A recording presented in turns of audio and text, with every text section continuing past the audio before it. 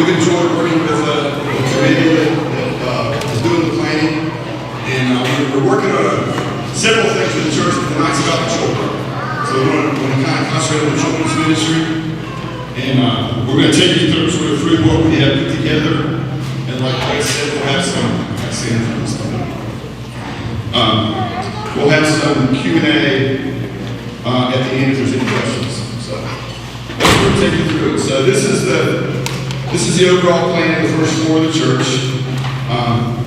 We did some scanning and some surveying, get everything put together, so we had a base plan to work from. So again, like we said, we've done some study in places around. We've looked at some ideas for this building, maybe help with the acoustics. We looked at some accessibility things here. We looked at some things in the sanctuary. But tonight we're really here to talk about the first and second floor of the children's building, what renovations that we're proposing to do in that building. So let's take a look at what we have. So there's something, we're going to show you some pretty pictures. We're going to show you a little movie. There's some things that don't really show up. So let me sort of go over what the scope of work is for the children's ministry building. So architecturally, it's pretty much a total redo of the finishes of the building. There'll be new paint, new ceilings, new floors, new toilet room finishes, new casework in the rooms. We're going to kind of open up a bigger entry out to the front foyer, and we're going to show you an open space up on the second floor.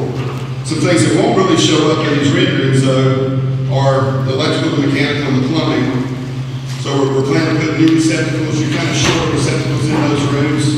We're going to put those in. We're going to have new LED lighting and new ceiling. Of course, electricals going to have to coordinate with other trades as things happen in the building. Plumbing-wise, we're going to have some hot water in those sinks. That'll be a thing with cut-off faucets, so water can't be left on. We're going to use low-volume flush toilets. We are going to keep the smaller children's toilets, and then all the drinking fountains will have bottle fillers. It's kind of a thing that we do now. And then on the mechanical side, we're going to put some dehumidification to the ducts. That should help that system work better and also improve the system efficiency. We're going to look at where the thermostats are located to give you a little bit better overall comfort. We're going to add some HVAC in the foyer.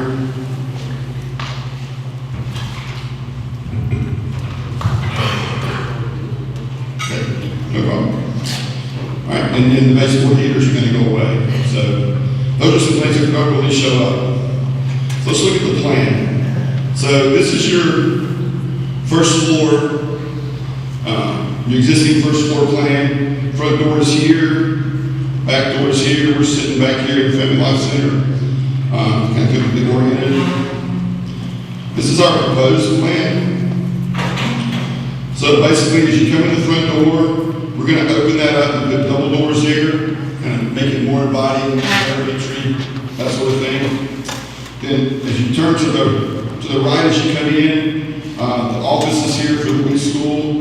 There is an existing toilet at this location. We're going to take those facilities, turn that into a handicap accessible toilet, mainly for the staff. We have sort of a wide hallway here, so we felt like we could put in some casework there and create a little kitchenette that could serve this whole floor. We're looking at carpet tiles, trying to do something that's exciting for the kids on the floor. So those are colorful carpet tiles. You'll see that in the pictures in the video in a few minutes. Since we're doing the kitchenette over here, we kind of took advantage of your existing kitchenette there. We're going to leave the sink. That'll be good prep for crafts and that sort of thing. We got a little storage closet here. You never have enough storage, so we thought that was a good move here. Added a bottle filler at the drinking fountain. And then there's new casework in all the classrooms. We kept the sinks at a lower level, but we raised up the cabinets to give better use for the staff and the teachers that are in there. That's kind of the first floor. Let's look at the second floor real quick. This is your existing second floor. Building basically it's a double loaded corridor, classrooms on both sides. So what we're going to do, proposing to do, is to take out the wall that's here and have sort of a big assembly area there, so these kids can kind of, the classes can come together. We do have a pull-down screen here and a projector in the ceiling so they can show movies, have presentations, that sort of thing, in the big wide open area. We're using the same finishes from downstairs. These are all carpet tile. In the bathroom, I mean, in the classrooms, we'll have, excuse me, we're using the LVT luxury vinyl tile.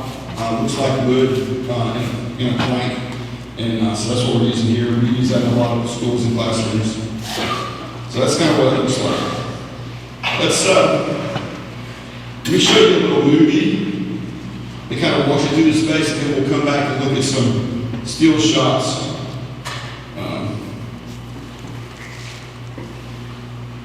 This is coming in the front door.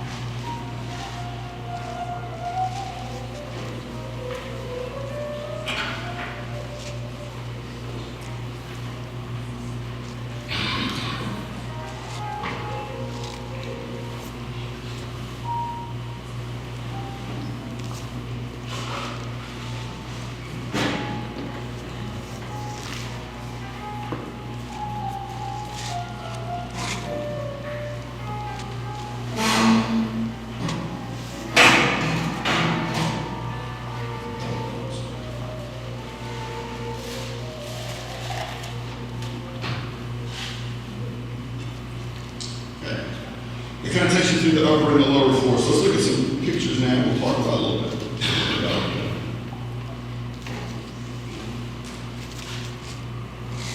So again, we talked about at the,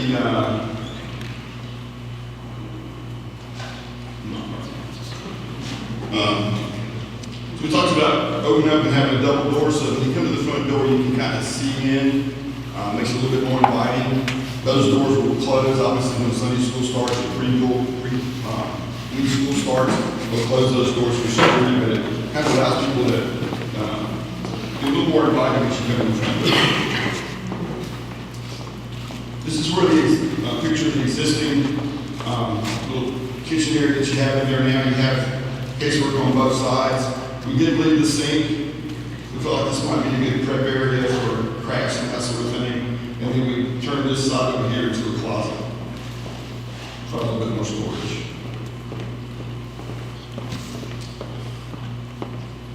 Here we this is the hallway on the right as you come into the building. We kind of inherited a wider hallway. There was kind of a natural spot to put in a little kitchenette area.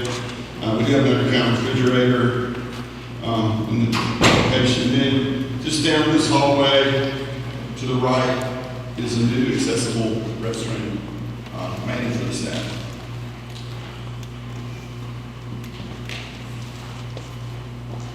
Classrooms are all pretty similar. This is one we actually looked in. So we have new casework. The things at the lower level. The rest of the cabinet is more normal adult level. We got some storage cabinets above, can be lockable, so different programs can have different cabinets to store those sorts of things in. This is a look from the end of the hall back toward the front. Armstrong Ceilings has some pretty innovative trim that you can use around an acoustical ceiling. So we kind of use these circles. We proposed the red circle has the red carpet in the room, so you kind of tell your kids, go down to the blue room, and that'll be their class one this year. So each of these kind of coordinates with the room that they're in front of. And that can be painted. This is carpet tile on the floor, kind of a random pattern, but try to get some color in there. We do have bottle fillers on the drinking fountains. I think that'll be used a lot. This is upstairs, the main corridor. Again, we're kind of using the carpet tile and the ceiling. It's relatively low, so it's an older building. We've got great bones, but it's a lower. So normally we'd have more height and we could do some hanging fixtures or something. We don't have it like 8 feet. So a little 4-inch or 6-inch trim to provide some excitement in the ceiling, we felt like was a good opportunity to kind of add something there. And then this is the open area again, where we took the wall out that sits right there, take that out, and we have a kind of a large assembly area for the classrooms on the upper floor. And we tried to put some things in there that would make it much more useful. We've got a pull-down screen, can be motorized, the projector. We have a longer piece of casework in this room, again, to kind of have a little kitchenette area there for serving snacks and stuff for the kids that are up there on the second floor. So that's a quick overview of kind of what we've got. I can try to answer any questions anybody might have. Sir, are these plans ADA compliant? They are. They are. At the present time, we have no ADA approved access to the first floor. Yes, I misspoke. We can do this by the North Carolina Building Code because you're an existing building. We are looking at some ways to make that building accessible. We think we found a couple. It's not part of what we're trying to present tonight. We're talking about the children tonight, but we are going to come back here at a later date with some options to make that building accessible. Just not going to do it with the first phase. So we still won't have a ramp to get in the front door. We still won't be able to go from this building to that building without going up the elevator, down the hall. And we still won't have access to the first floor for people who are in wheelchairs, people who are on walkers, and mothers pushing their babies in the carriers. That's correct. In phase 1, that will not be part of it. That'll be in phase 2.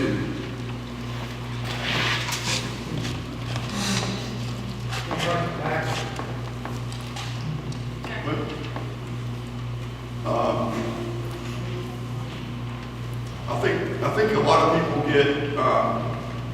will get benefit of the improvements that we're making. The accessibility piece of this is a pretty expensive piece to make all that work. Ramps are going to be difficult to make work, particularly with that building. It's a historic building, so the town's going to have some say so on what we can do out there. So we're probably looking at a lift or an elevator. So the decision, we're studying that, and we're not to the point yet of presenting it, and it's not part of it. Yes, ma'am. On that plan, it looks like it has carpet tile where, exterior door, is that your plan, or you there's an LVT in that door? It is LBT, okay, I'm sorry, I should have said that. Do you still need to spell We it? can, yes. Okay. Yeah. That's the. I mean, it would like, The word is in there, for instance, not everything. For those of y'all that are into it, Mannington makes the carpet tile colors. They also make coordinated LBT in those colors so we can make it work. So yes, this is all LBT. Great. If we have any other questions, we'll pass the mic, so just make sure everyone can hear. Any other questions?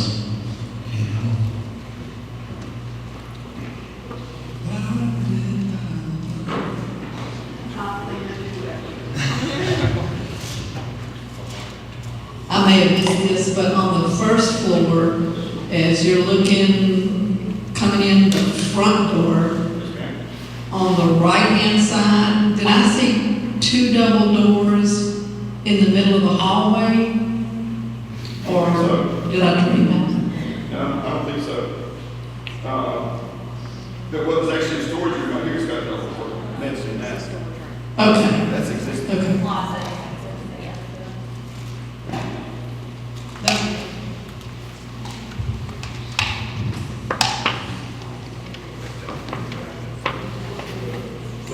The double doors, after you come in the front door, the double doors that go into the hallway right there, Yes, sir. they look solid.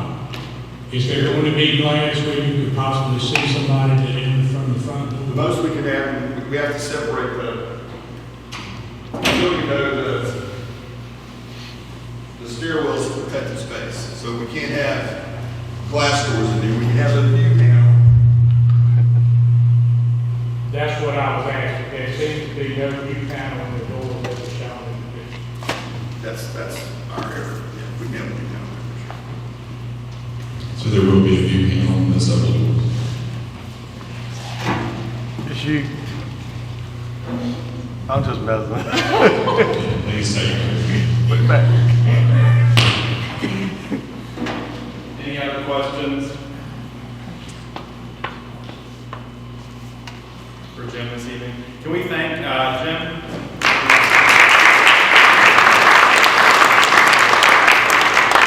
I think it's important to note, if you'd like to review the materials he's presented, they will be available. They will be made available online, and we'll also distribute them in our e-news. So feel free to share those with folks who weren't here. I've asked Chip Fudge, as chair of our fundraising committee, to speak tonight on giving to the children's campaign. And we're going to pray over this microphone in the name of Jesus. I bind technical difficulty. Won't he do it? Thank you. Can you all hear me? Yes. Hear us good? My local records pick down and turn off. So I'm completely deaf right now, so you're going to have questions, you're going to have to turn it on. I do want to point out that in addition to the architectural design that you're seeing tonight, Jim's firm has also got a bit of diversity of innovation, including project management, building management for the entire project. So we've got a professional design and professional everything. A video, Steve is recording a video of tonight. That video is going to go on the website under the Children's Campaign tab. If you go onto our website, you'll see there's a new tab that says Children's Campaign. And we're going to have a lot of information there. But this video will go there. Steve's also going to put a copy on YouTube. And tonight officially kicks off our fundraising for the Children's Building renovation. Yay! Finally, a year and a half later. Yay! In order to make tonight's vision a reality, we need to raise $550,000. And we are asking for 100% participation from every church member. Every pledge is needed, every donation is appreciated. We need pledges that total the full $550,000 before work can begin. To make this goal attainable, we're asking each member of our church to make their pledge over a 3-year period. And remember, your pledge is in addition to your normal 10% tithe. Pledging is a 3-step process. I'm going to walk you through that. Step 1 is to prayerfully consider how much your family will commit to this project. There are 2 questions that we are asking each person to prayerfully meditate on. The first question is this children's building the will of God? The second question is, how is God calling me to participate? You've got to get clear the first question in your head. It's something each of us need to ask ourselves and meditate on. Is the children's building renovation the will of God? And if so, how is God calling me to participate? Okay, so we published a clear gift chart to help inform your decision. This gift chart is available on the Children's Campaign tab of the church website. And the same gift chart is printed on the back of the printed pledge cards, which, by the way, you can pick up tonight on your way out. We've got a stack by that door, we've got a stack over here by this door. So let's work through an example. Let's imagine that after prayerful consideration, your family has decided to commit $300 per month to the children's building above your family's normal 10% tithe. $300 a month times 12 months is $3,600. $3,600 over 3 years is $10,800. So this is just an example. But in our example, our family has decided that they can give $300 a month. $300 a month times 12 months is $3,600. $3,600 a year over 3 years is $10,800. So you would complete your pledge card by making a pledge of $10,800, and you would meet your pledge by donating $300 a month, every month, over a 3-year period. So step 1 is to prayerfully consider how much your family will commit to this project. Step 2 is to complete a pledge card online by going to the Children's Campaign tab. You will find the online pledge card is very convenient and very simple to fill out. Or you can complete a printed pledge card and drop it by the church. And as I say, you can pick up a printed pledge card on your way out tonight. Step 3 is to go online and set up automatic monthly payments through one of your bank's automatic payment tools such as bill pay. If you prefer to pay by paper check, please mark your calendar as a monthly reminder to write the check. Be sure to specify Children's Campaign on your payments. You will also find these payment instructions on the church's website under the Children's Campaign tab. So to recap, pledging process is 3 steps. Step 1, determine how much you are called to give. Step 2, complete an online or printed pledge card. Step 3, set up your payments labeled for the Children's Campaign. All payments labeled Children's Campaign go exclusively to the children's building renovation that was presented tonight. I'll repeat that. All payments labeled Children's Campaign go exclusively to the children's building renovation that was presented tonight. Any questions?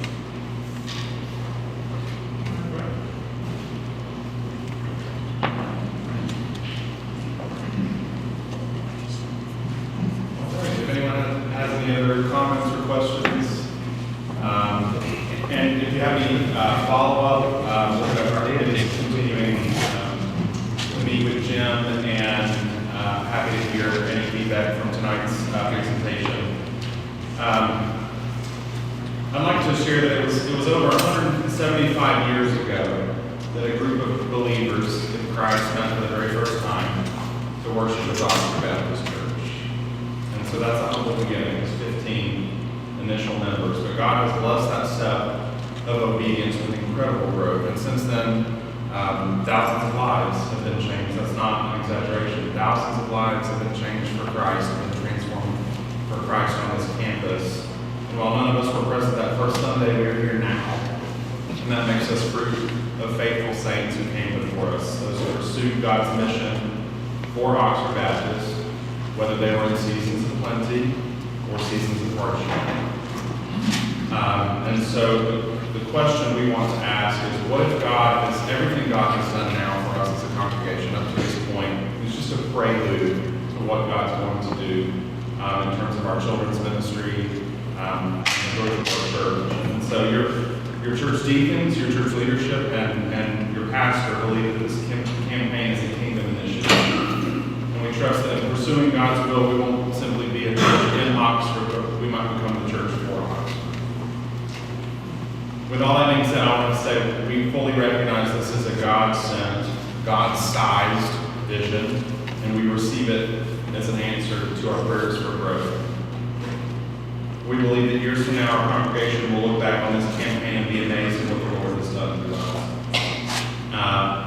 I know without a doubt that this vision will challenge us, but if we respond in faith and obedience, I also believe it will increase our intimacy with Christ and alter this church for the sake of His glory and bless future generations of worshipers who call this church their home. I genuinely do believe that. And so, again, we'll post this on the website. We'll be sharing this tonight's meeting virtually, and so if someone missed it, please do share with them. Any other comments? Tim?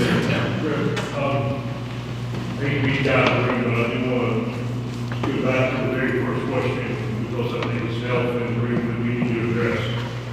The question in regards to accessibility of the handicap or people with strollers.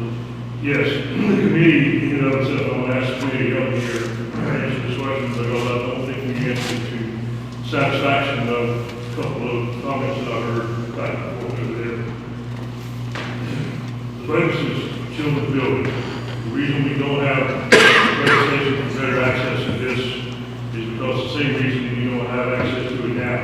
In order to address the access to the building, it did fall into phase two. There was a lot of conversation within the committee on whether to share that or not. We said we focus on the children's building because that's been the focus, whether it's been in individual conversations, whether it's been in committee, whether it's been in the green light we had, whether it's the children's building. So there it is.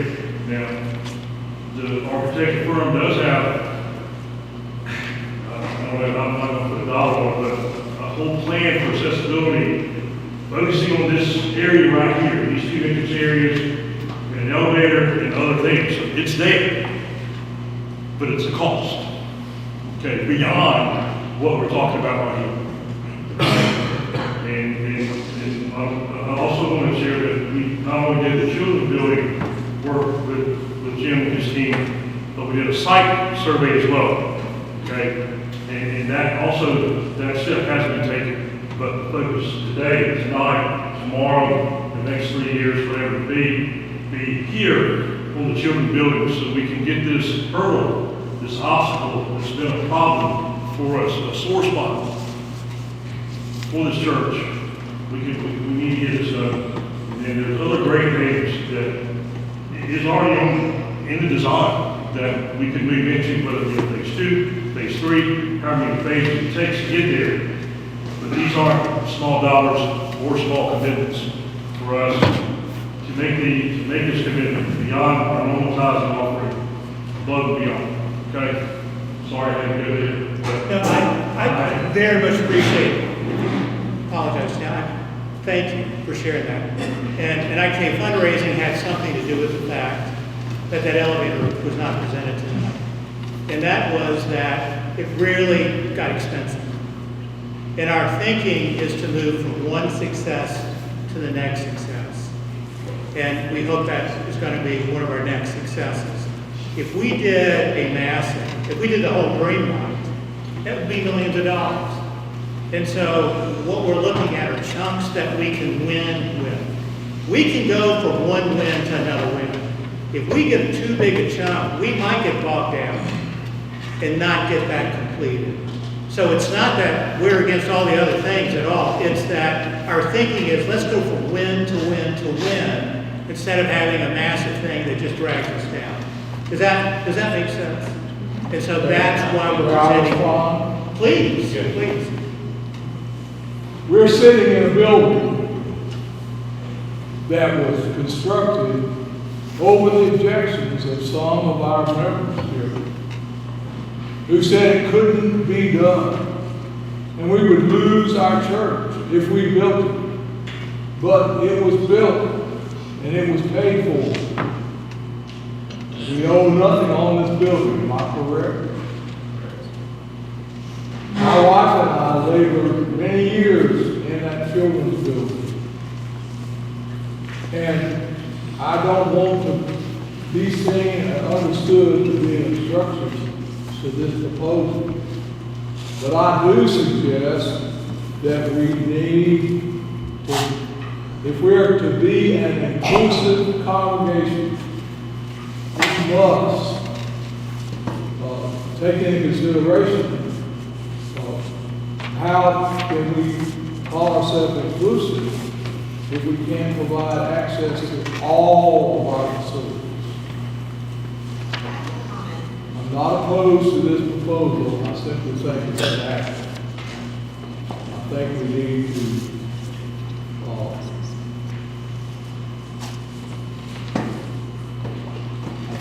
to take a deep breath and plunge in and do what needs to be done, make this building accessible like the rest of our facilities. Thank you, Robert. Mary Ann? In thinking about your plan, knowing the discussions y'all are having about making it an elevator or a lift, just because we're not doing it right now, y'all can go ahead and have a plan. This is where it's going to go. We're not being counterproductive and bringing out something maybe, or if we know going into it, this is where it's going to go. When we raise the money for it, we have the place for it. We're not having to backtrack. So, I think if we're preparing for it, we know it's coming. We're just not doing it right now. Is that safe to say? Yes. Jen? I'm going to ask you like my question is, how confident are we in our $550,000 figure? When we were in the pre-fundraising stages, part of the best practices involves targeting people that we saw would be the larger donors. And as our committee approached those people in our attempt to get our startup capital in the pre-fundraising phases, we did not fare very well. And that's why we are where we are now with bringing in a professional architect to help with design the visions for this campaign, unlike the one before, doesn't have that big cash infusion that existed. So as fundraising, we decided, like Chip said, let's go for one success. Let's target an amount of money, and Jim has reinforced that our $550,000 is going to cover the abatement and all the work we targeted. But let's go with a dollar amount that we feel we can raise within a reasonable amount of time. Because with this project, with the abatement and the fact that we're working on the children's building, it's going to need to also be done in summer. So that is another scheduling thing we've got to consider. And so that was one of the reasons we decided to stop it, as Chip said, on an amount that felt like we can reach that goal. Hope that answered that. I think he was asking, how confident are you that the figure won't rise? Yeah, Jim, would that be your agency that came together to calculate that $550,000? How did you calculate that $550,000? Well, we used historical data. The committee had a good bit of information together on some costs. To that, we adjusted, because we changed the scope a little bit, so we adjusted those numbers. We had some information, and we had contingency. So We used the scope and a number of the bids and information that our building and grounds committee worked really hard to secure, as well as a number of other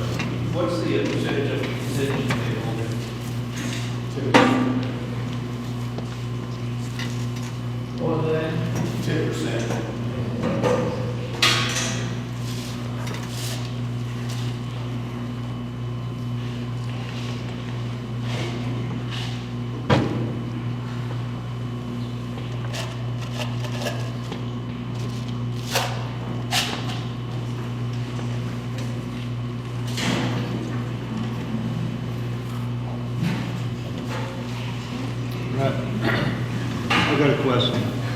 What happens if we, I know it's unlikely, but what happens if we raise more than $550,000 in 3 years' time? And would it be possible to roll an elevator into phase one? I would say we need to bring, and that's a great question. We're going to be tracking several numbers all along.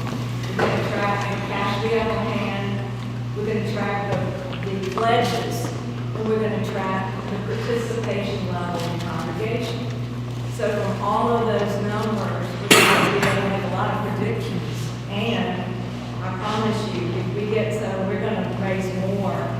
Our committee is going to bring that information to the congregation as quickly as we can and ask our congregation which of the next phases would we like to take a look at. If we continue the way the priority work from Greenway, accessibility and the acoustics in this space were, tied together. And then we look at some things in the sanctuary after that. So, depending on the success, we certainly will bring it to everybody's attention that we're going to exceed our goal. Is there a time frame on the goal, for the $550,000? The campaign is set up for 3 years. Right, I'm saying, so we need, that's over 3 years, but when do we need that 550, obviously, as soon as possible? Is there a time frame? Well, the idea, a pledge is a contract between the congregation and church saying, we're going to give you the money. Right. So we assume once $550,000 is pledged, it's as good as having the money. So that point, it'll be up to the deacons of the church to decide when they want to begin construction. Do they want to wait 3 years and collect all the money? Or now that they have the pledges, do they want to take a construction loan and get it done? So I think that would be above the church. And that would be a great problem to have. If we get 551,000 money. Yeah. That's next three. That's next three.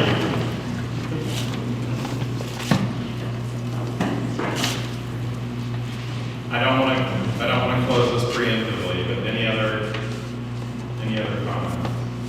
I have one question. Approximately how many member families do we have at this church? Member families in total.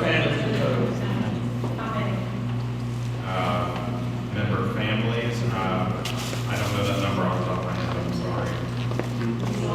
We saw the spreadsheet of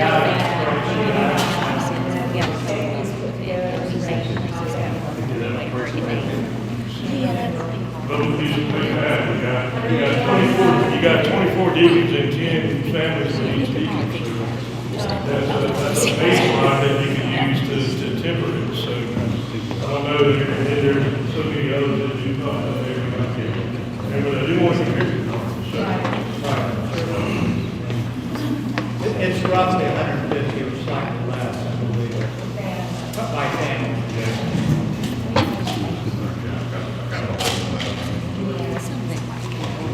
Someone else had a comment?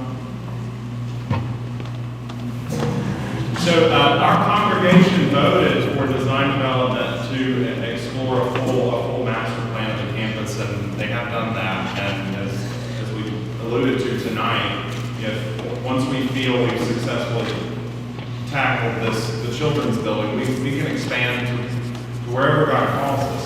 But we felt it was important to secure this victory. And as Tim said, it's been a sore spot for our church for a number of years, and we're trying to heal. And this is one of those places. So. Two things. First, there's some unsung heroes tonight, which is the Food Services Committee. Can we thank them?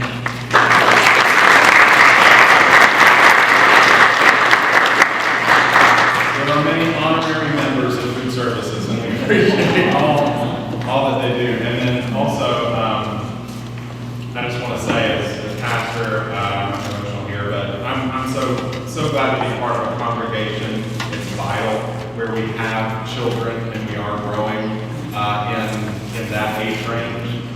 It's exciting. And just on a personal level, Allison and I feel so blessed to be here. So thank you for letting us be part of this vision. So So, all right, everybody, thank you so much, and as my papa used to say, come back to me and say it.